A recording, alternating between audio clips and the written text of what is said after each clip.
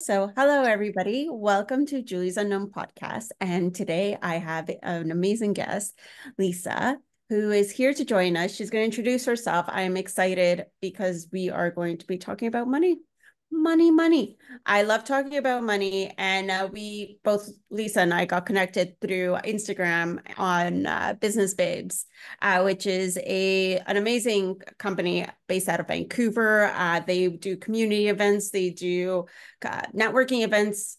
They are all about like supporting entrepreneurs and all, women running their own businesses. And so we connected through there. And now I decided to have her here on my podcast, talk about money. I believe there's a lot of juicy stuff that she can talk about. And we will be talking about different aspects. So please come in with an open mind, get curious to what we're talking about. And I always say, take what resonates, leave the rest. So Lisa, thank you so much for oh my God, I'm like stumbling upon my words. Thank you so much for for coming and joining me on my podcast. And I want you to take a moment, introduce yourself, tell us who you are. Thank you so much for having me. And thank you for bringing the microphone literally to the conversation around money. I love talking about it. And I truly believe that the more we can have empowered conversations about money, authentic conversations about money, vulnerable conversations about money, curious conversations about money, the better that each one of our lives is going to be and the better world we're going to have. So my name is Lisa Michaud. I am a success coach. I'm a real estate investor. And I also coach millennials in Canada who want to buy multifamily properties. My husband and I have created a real estate business. We own over 90 doors across Canada, and we have a community of investors that we love to bring together and help to create more passive income, cash flow, generational wealth, and safe and comfortable housing for Canadians across the country. Amazing. That is awesome. And we will be talking about real estate at some point in this podcast. So, yes, I am excited about that aspect.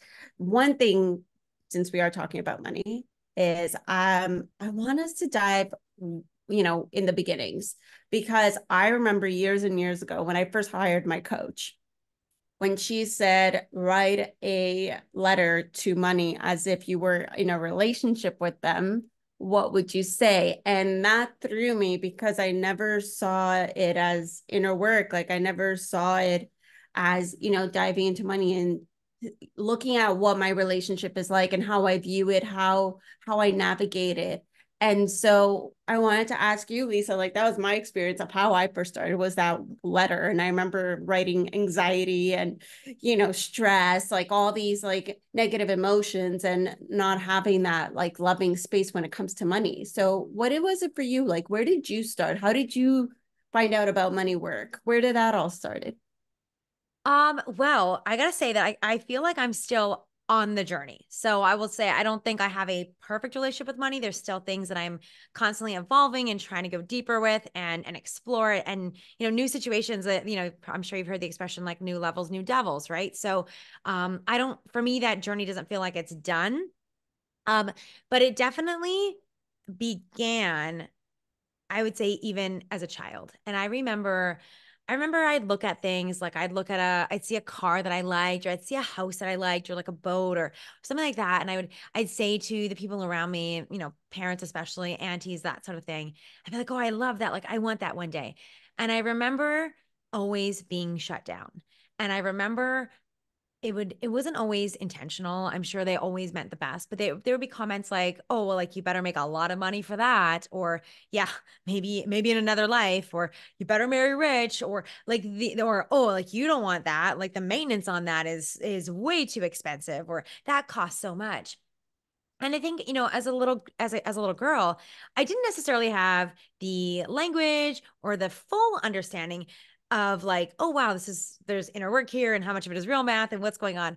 But what I did know was that clearly someone knew something because somebody was driving the car and somebody had the house and somebody had the boat and somebody had the things. And so I'm also a somebody. Why couldn't I be that somebody? And I think that was really the more informal beginning of that work, was recognizing that there's clearly like there's steps, there's paths, there's things that some people are doing.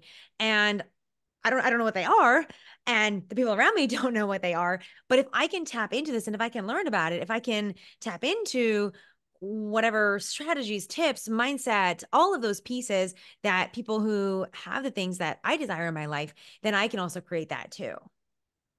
I love that you shared that because we've all heard those little things as kids. I don't want to assume but we've all heard these like little money stories and they are different per person. But I do remember also hearing that money doesn't grow on trees. Like, oh, do you want me to go in the backyard in the tree and open it up and see if there's money in there? And or you're like, you can't have this, like that's only people who are extremely wealthy who have this, or views on people with a lot of money and what that is. And I feel like we've all heard some form of these kind of examples, and Absolutely.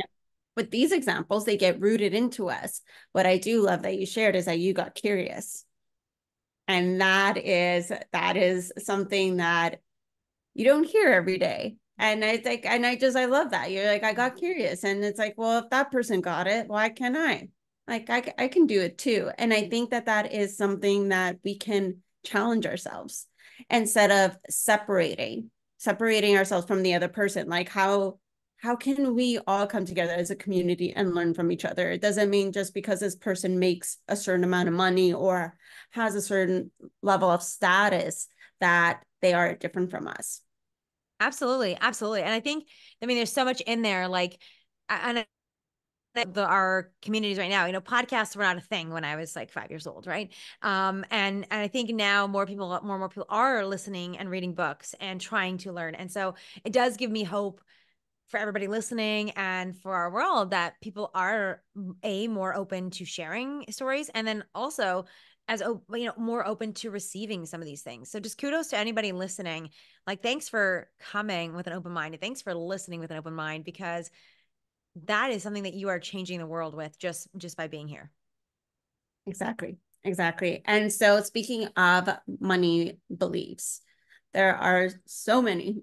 And if you can list me, like maybe give like we could start with one. Let's tackle one. One of the biggest ones that maybe you found it was the most challenging one to navigate and to shift. What was it? Well, let me take you back a little bit and share something. So, I'm sitting here sharing this, and today my husband and I, we've got over 90 doors across Canada. We have a multi-million-dollar net worth.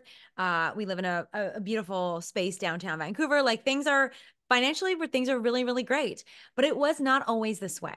And I will tell you, there was a point when I was in university in my early 20s where I had two cars and I had all the designer jeans, like Seven for All Mankind, True Religion. I don't even know if those are things anymore. This probably dates me.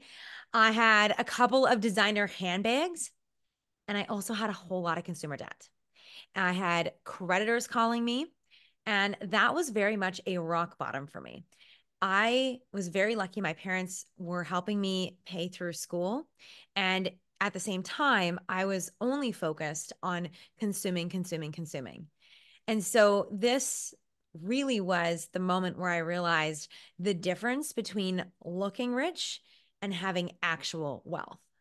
Because anybody could have looked at me and thought, wow, like she must be really well off, like two cars, like a nice car, nice jeans, do like traveling, doing all these things.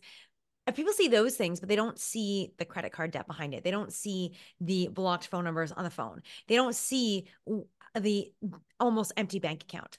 And so that for me, I think this honestly, if there was like one really big profound shift that was also really hard to make, because the way that I think our culture is, the way that we don't really openly discuss this, is I needed to make the shift between understanding the value of not looking rich, but building real wealth and having stability and knowing what I actually wanted money to do for me. And I would guarantee that for most people, if you really strip it back, like, I mean, don't get me wrong, I love a great bag. I love to travel. I love some of these nice things. But at the end of the day, like, you're not staying awake at night because you don't have nice jeans. You're staying awake at night because you may not have stability in your income, and you don't know what would happen if you had a health scare or lost a job or had a business downturn. You're losing sleep because you know that you're on a hamster wheel that's not sustainable. You are missing out on opportunities in life because you don't have the financial stability and financial freedom that you're looking for. And so for me, it really took hitting that rock bottom to recognize that these, like the nice things are nice things, but they're not actually the most important part of money. And they're not the most powerful thing that money can bring to my life and empower me to live the life that I want to live. So making that shift between looking rich and focusing instead on creating real wealth, that was a huge mindset shift that I had to make. That was very difficult. That is huge because you are right. I've received it too in the past. I used to work at Lululemon, and so I own a lot of Lululemon clothing. And I remember a couple years ago, I was also in a rock bottom place, and I had people come up to me and be like, "Yeah, you got it. You look all together. You have a nice Honda Civic and Lululemon." And I'm like, "Yeah, I'm homeless and broke." Right. And it's just like there is like again, it's the assumption people make because they see these brands that you are wearing or that you know, like especially like certain brands that are higher end when you start going with like the Chanel and the Gucci and all those aspects. Mhm. And so it is a very interesting shift of being like, well, wait a second, is that what I really want money to do for me? And what do I want money to do for me? How do I want money to like work in my world? And these are questions like for those who are listening to ask yourself, like, how do you want money to support you? What, you can start with like your basic needs, but then you can think bigger and be like, okay, well, what else? Like, what else, like, other than just the consumer products? Like, we do want obviously those nice pair of pants, those nice pair of shoes, but what is it really? And is it that stability? Is it that wanting a little bit more so that you can create a savings account or an investment account to purchase XYZ? So these are kind of questions like to think about. And so kind of with you, like you navigated, you shifted this. So what was some of the things you've noticed? Like how did this shift of internalizing focus on like your life externally and internally? Like what were some of the things that were happening once you recognized and realized this belief?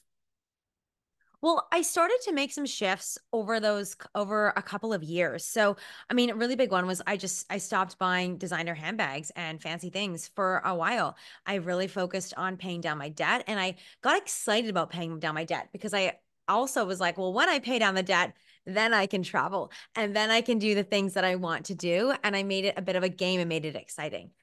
Funny enough, the first thing that I actually saved up for after I'd paid off my debt was not designer bags and not a fancy trip, but it was getting laser eye surgery because it was one of those things that I had wanted to do for a very long time.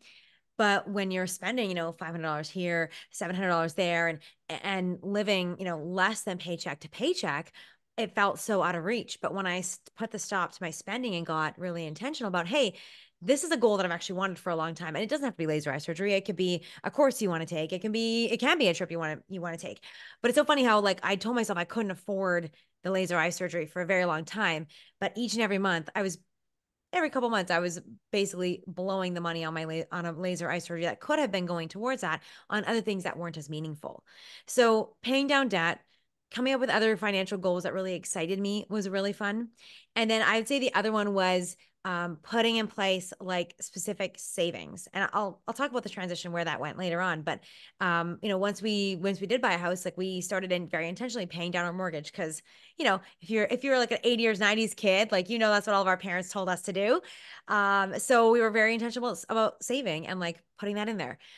For a while, I worked two jobs to like really put a bit of a foundation in place and reach some of those financial goals. So those are some of the things that I did to shift from just like the things to like, okay, how do I get a bit smarter with my money? How do I get more intentional about it? And how do I make sure that I'm setting myself up for what I say I want, which is some stability and some freedom and the ability to do the things I really want to do without feeling guilty and without knowing that it's unsustainable. Because I don't know if everyone, I don't know. I actually don't know. I should have this conversation with other people. But like for me, like every time I spent my card, I knew I shouldn't be.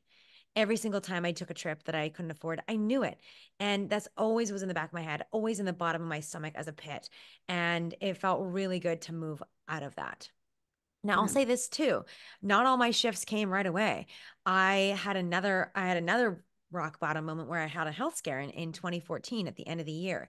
And I faced the reality that I might only have a year or two left to live. And that was another point that really forced me to now start doing different things and level up again in terms of finances. So like it wasn't all just like one moment that like fixed the rest of my life. Like it's been these step ladders and these pivotal moments that end up changing the trajectory. And I hope in sharing these things, like this podcast can be a pivotal moment for somebody listening. Of course, of course. And one thing like that I heard that I would be kind of curious to dive a little bit deeper with you is that, when you said that, there was times where you were spending your money and that it didn't feel good. Why do you think that? Oh, I mean, this is actually something that I'm still working through Mhm. in some situations.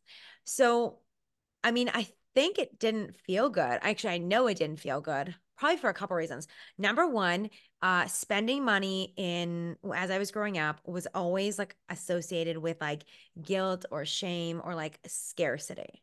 So even though my family, they immigrated to this country, they didn't start with a lot, but they created a good foundation. And yet they still carried a lot of the like kind of scarcity mindset with them. And so there was very rarely where we actually like felt good about spending money. It was always about like trying to get things the cheapest, the best value, trying to save, save, save. And so there wasn't really a lot of talking or experiencing joy while spending money. So I think that was one thing is like I never even had that kind of association. And then I'd say the second thing is like somewhere in the back of our minds or in our intuitions, we know. We know if we shouldn't be spending money on things. We know that if we're out of alignment with what we say we want or what we truly want, like that knowing exists. And it was trying to talk to me and it was trying to talk to me through like a literally sickening feeling like every time I swiped the card or would have a declined card or would still keep buying, keep buying, keep buying because it was like the reality still exists in some sense and like I was disconnected from it on that level on a very tangible math level. And so what about now? Like kind of like flip it now, right? And so I believe that you are more kind of intentionally spending. It's been a process. So I Yeah. mean the first thing I had to flip was okay, I can't just like spend all the money I want if I don't have it. Duh. Easier said than done. And then the second part of it was then like, okay, what are the things I enjoy spending money on? How can I feel good about this and know that this is money that I put aside for this?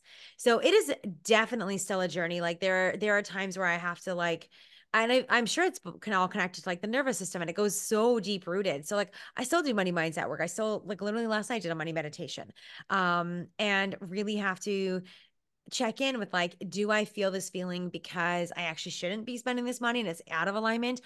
Or is this something I can get more comfortable spending money on? So it's definitely been a journey. I'll give you like one very specific example. Like because I'm constantly on this path of figuring it out. I don't think you're ever done. I really wanted an aura ring. Do you know what an aura ring is? Yes, I've Okay, heard. so it's a ring that senses like your sleep, it's a health tracker, your heart rate variability, all these kinds of things. And I came through early motherhood and I was still so tired. I like needed help with sleep. And I was like, I really want an Oura ring. I remember talking to my coach and I was like, I really want an Oura ring, but like I can't afford it.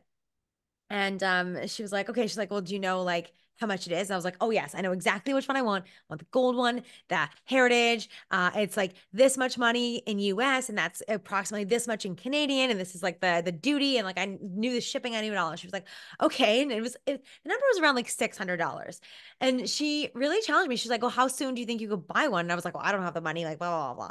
And she was like, no, actually, like, how soon do you think like, if you looked at your budget and was in reality with it, how soon could you think you could do it? And I looked at it and I realized that if I, for 1 month, could cut back on a few things that weren't as meaningful, that I could have the money to buy the ring. So, spoiler alert, if I don't know if we're doing video for this, but like I have the Aura ring now. And it literally only took me like 3 weeks. I've been looking at it for years. And it's just took that extra push, the realization that, hey, you know what? I can actually pull from something that isn't as meaningful to put into something that I want. And I can't rely on that default of like, I can't afford it or I shouldn't buy it or like those kinds of things. I actually need to be in reality with my money. And I think that's probably one of the biggest things is when I was overspending, I wasn't in reality with money. And then also sometimes we get into a situation where we earn money and then we also become disconnected from the fact that we have it. We still are out of touch and just think we can't afford things. So it's a balance. It's a journey. I'm still on it. Yeah, of course. And it is a pendulum. And I'm still on my money journey too. And I, for myself, like, and I know everybody is different. So when you are listening to this, like, you're going to notice that maybe how you navigate, certain points of, when you hear yourself saying, I can't afford it, or, like, this is out of my reach. This is where you can pay attention on how to get curious of like, what is it that you're really telling yourself? I Even know a great shift there is how can I afford this? exactly. I think that in itself, like if there was one thing that you can take away, it's like starting to ask that question. That's a big mindset shift I had to make too. Is instead of saying, I can't afford it, how can I? So whatever that thing is, whether it's the Aura ring, whether it's a trip, whatever, working with a coach, like how can you afford it? And that allows the possibilities to flow as opposed to the defaults of I can't afford it for all these reasons to come up. Exactly. And I love that shift. It's such a simple shift from like that, like negative, like to a positive. And sometimes I know for myself, like what I use is that it's like, well, you know what? Maybe it's not in alignment for me right now Mm-hmm. in this present day, in this hour, because it's just sometimes you don't know how money is going to come into your world. Sometimes you just get like, how many times have you gotten like a surprise check from the government or, Not you know, enough. yeah, not enough. But they come every now and then. Totally, totally. But it's just like, or, like a friend is like, hey, I support you, or you get a tip from a client or something. And it just comes in, you're like, oh, wait a second, that thing that I really wanted. Okay, now I can go get it. And so there's different ways it could unfold. For myself, I know one of my key ways is that the minute I start overthinking it, I know I'm meant to just like pause and reflect. So if I'm at a store and I'm like looking at something and I was just like, oh, I want it, but I don't need it. And if I'm sitting there going back with the want and the need, I have to walk away because I know that's just for me a little trigger point. So it could be like definitely like because you're battling and you're overthinking. Whereas if you just kind of like step out of that and tap into your body will know, as you said earlier, that intuition like that comes in. And it's like it was talking to you in the sense of like kind of like a sickening feeling, as you mentioned. And so I just found it was like really interesting. Wanted to like kind of like pinpoint on these little topics that you brought up and how it's just different for people. um Absolutely. yeah, and so wanted to see, what is your view on right now the whole aspect, because you're in real estate, and I think and this has to like relate with money as well, like what is your view with the housing crisis, millennials saying they can't afford a place to live? I want to pick your brain a little bit on that. Okay, so I think there's a lot of different components to this. And let me say this that I am originally from Vancouver Island and I did not go from 21 years old to a penthouse in downtown Vancouver. That was not the trajectory that I went. I think I'm somewhere in like the middle of a millennial. Um Most people don't go from like parents' house or university dorm or like a couch to the dream house. And I do think that things have obviously changed in terms of like the markets are always shifting. But also, one of the most important lessons I think that any of us can learn when it comes to money, real estate, life is to be resourceful and to look for the opportunities that do exist now. So I'm going to share like what opportunities existed when I was there. And I'm going to say that there's opportunities now too. So when I was graduating university, it was like 2008, 2009 financial crisis. And so there were not a lot of jobs in this area, and things were actually still really pretty expensive. So I ended up moving to Fort McMurray, Alberta, and that's where my boyfriend, now husband at the time, was. And we lived up there. I was up there for almost 6 years. And like, people don't move up there for the weather. They don't move up there because it's like their dream to live there. But it ended up being such an incredible opportunity for many reasons. The community was fantastic. I made some of the best friends of my entire life. And also, I had incredible career opportunities, and we were able to create a really amazing financial foundation. We worked overtime. I worked 2 jobs at one point. Like, we were able to put away a lot of money in that space. And then when I had my health scare and we decided to shuffle things up, and the idea of moving to Vancouver came up, like, one of the first things came up is like, I can't live in Vancouver. Vancouver is too expensive. That was one of the reasons why I hadn't been gone there in the first place. So I had to do one of my own mindset shifts, which was, how is it possible? What would that look like? And so we ended up like, we had a like a 2,200 square foot house, triple car garage. Well, we weren't able to afford that in Vancouver. So it was like, what would it look like? Right. And we had to think about like, what kind of how could we make that possible? And why I want to share that is, I think, a couple things. Like, the question of how is it possible? I think that's, again, a really powerful one, no matter what market you live in. Like, how is it possible? I also think we have to be really aware of what opportunities exist for you right now. And I don't know, I wish I could go through this microphone and go through the earbuds and like dig into your life and know exactly what it looks like. But also, like, you don't need me to, because each one of us has a unique picture. So I don't know if you have family or friends or connections to another community with more affordable housing.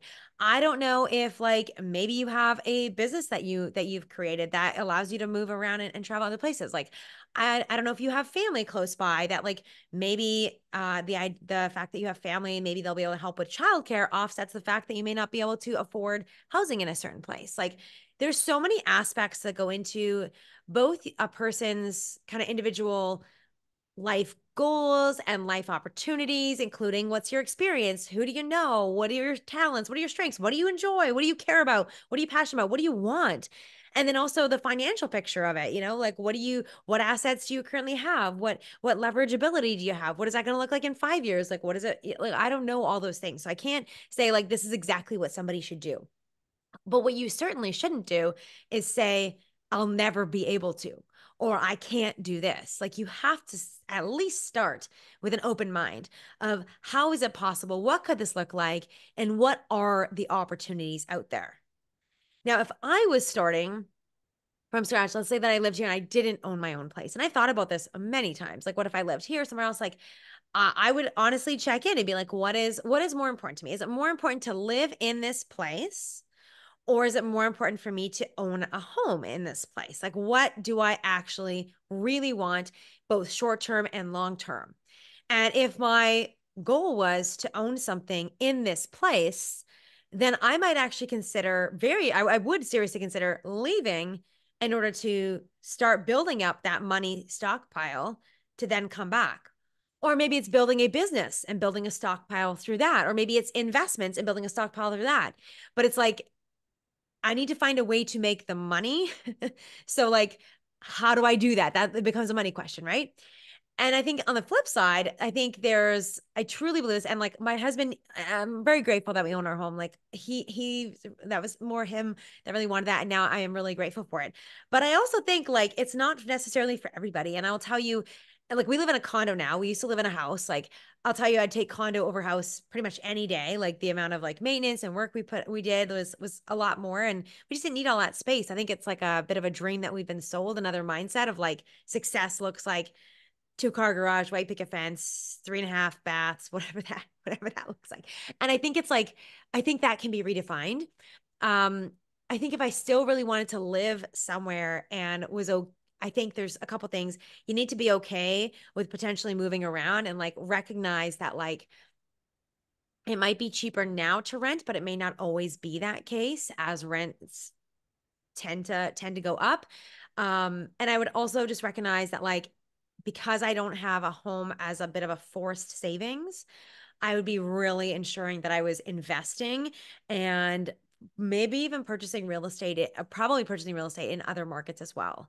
I would very seriously consider moving somewhere else, buying something like a duplex, triplex, fourplex, living in one part of it, renting out the other two or three, and living rent free. Like that's what a great, brilliant way to get ahead. If you did that for a few years, you could come up with a really great nest egg that would bring you ahead and anywhere you go.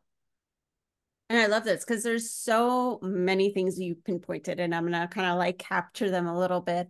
One is getting really clear, okay? Getting really clear on what you want, what your goals are, especially when it comes to housing. Because as you said, like we've been sold on this dream of what success is and what it needs to look like, that to have a house with a, two-car garage and that white picket fence idea. And I do feel that sometimes it's, what do you really want? What is it you really want? Do you really, really want to own a home? Because as you said, you're like, actually, I don't want to deal with that, like, all the extra add-ons, and you, anything goes wrong, it's on you as a homeowner. You're like, I don't want to deal with that. But like, then looking at a flip side, like I live in a condo here in Whistler, and I'm dealing on the other side of like the condo fees and the condo itself, and not actually like getting what I'm paying for. And this is the flip side, and I'm like, no, screw this. I want to have my own house. So it is very much on a very personal. And I think that whoever's listening, if you are looking in terms of housing, whether it's buying, renting, or, whichever aspect, if you're curious about it, it's getting clear. What do you really want? And do you really want a house? Do you really want a condo? Like, are those things like, or is it just one of those, I don't want to call them pipe dreams because that's not the right word, but is it those things that you think you should want Bingo. versus like what you actually want? Because I've had many people being like, oh my god, I guess I'm originally from Montreal, and I've had many people say like, oh my god, like I would love to like, get up and leave and move to BC like you. And I'm like, well, if you really, really wanted to do that, it's possible. Mm-hmm. But do you really want to do that? And I think that's like the thing to get really clear on. And so I love that you brought up all these questions, and that you kind of just said like, well, what is your goal? Like, where are you at? Like, where are you at? Like, do you have family? Do you not have family? Like, what is important to you? And I think that from there, you can start brainstorming and seeing the possibility of like, what is it? The second thing that I want to kind of tap into is the bigger picture. I love that you said, oh, hey, you know what? Like maybe I can go move somewhere else that has like somewhere that's cheaper rent, cheaper place to live for X amount of years, so that I can put that money aside to come back and get what I want. And sometimes we need to think of the bigger picture. We're so focused on our day to day and, what we're doing and that and where we're at, that we don't zoom out and be like, well, hey, if we make this one shift, it can show the possibility. It can create the possibility, create the reality that we do want. And so this is kind of like, you start off first by brainstorming. What do you want? What do you really, really want? And then from there, you can start looking at possibilities, zooming out, bigger picture. Maybe you go live somewhere temporarily. And I mean, that could be just a fun adventure in its own, right? Like you go to a new community, meet new people, new town, and then you can come back. Absolutely. Absolutely. Or maybe you end up loving it and you found something different and go on more adventures. Like you just never know. Just never know. But here's the thing. Like I think it's very easy to look at the numbers and feel very deflated. Like I think that's very easy. And I will tell you this though too. I remember in 2007, I'm from a small town called Port Alberni. Houses at the time were like 60 or $70,000. And people were still saying the same thing. Like, how is anybody ever going to be able to afford this? The market is going up so fast. And so I think, while, I've seen, and it's so interesting. Like, I never know what to believe. There's some statistic or some like kind of mathematicians that show that, once with interest rates stable, that it's still about the same price in Vancouver as it was before or similar to. And there's some that show that it was more expensive. And here's the thing, like, I don't think those are necessarily super helpful. I think what's really important to think about are like, what are my opportunities right now in this moment? And right now, like the ability to start an online business, the ability to work remotely from anywhere, the ability to like freelance, have side hustles, to connect with people and ideas all around the world, to learn literally any skill you want to learn for free on YouTube, on the internet right now. That's your opportunity. The opportunity may not be like the house, but like if I compare to our parents or our grandparents, like we have different opportunities. And like they didn't have, I mean, they had like six careers to choose from. It was like teacher, dentist, accountant, engineer, nurse. Like it was teach. I think, did I say teacher? Like firefighter, police. Like there was like a couple of careers they could really pick from, right? We now have the entire world, and like anybody could be our client. Any kind of product we want to create, like you can go on Alibaba and make it happen, and you can have a Shopify site out and sell it to people around the world. So I think that's a thing that like it's very easy to get caught up in like the, oh, it was easier before. And maybe like that part was, but also like how great is it that we don't have to be stuck in like one career for 40 years or choose one of 20 and that's really it? And how beautiful is it that we can like learn what we want to learn, and we have such a better access to education, new ideas, new opportunities, new platforms. And I think that part of it is like if we can shift, and when I'm sure, and now that I've said this, like look around the people you know in your generation that are thriving and that have figured out, it's because they figured out what are the opportunities right now. Not bemoaning that we don't have the same opportunities as 5 years ago or 15 years ago, but like what is it now? What can I do now? I love that. And I love that you brought it up full circle. It's what you brought up right in the beginning when you were a kid and you're wondering, like, well, if these people can have it, so can I. So this is like if you do see people around you that have a certain thing you desire, and maybe you're in this space of like that it is not possible for you, why not have a conversation with them and see how they got there?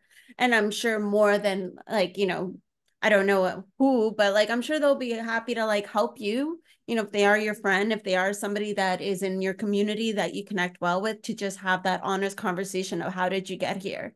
Because and the more conversations you have and you keep asking all these people, right? Because my conversation with you around money is like has been so different than a conversation I've had with other coaches and other entrepreneurs around money. And everybody has a different perspective. Everybody has a different way of how it worked for them. And doesn't mean that the way it worked for them, you have to take that on and use it for yourself. And it's like, it's not cookie cutter. You're your own person. Mm-hmm. So this is where you can take and be like, oh, I liked what they said about this. And I Mm-hmm. like what they said about that. Okay, how can I make it my own? And then you kind of make your own little like magic potion and out you go in the world. And so it is getting curious instead of it to be an us versus them. It's how can we all come together and support each other and learn from each other and see what the gifts of each person can bring to us. And also, what am I capable of? Like, why are we telling ourselves, I can't, I'll never be able to, I won't be able to, it's too hard? Like, if we are constantly saying these things to ourselves, they become our truth. They are our truth. And so I think like here's my controversial opinion. I don't think anyone's coming to save us. I don't think the government is going to fix this. I don't think the government's going to change us. They've been, quote, trying for a very long time in BC, especially.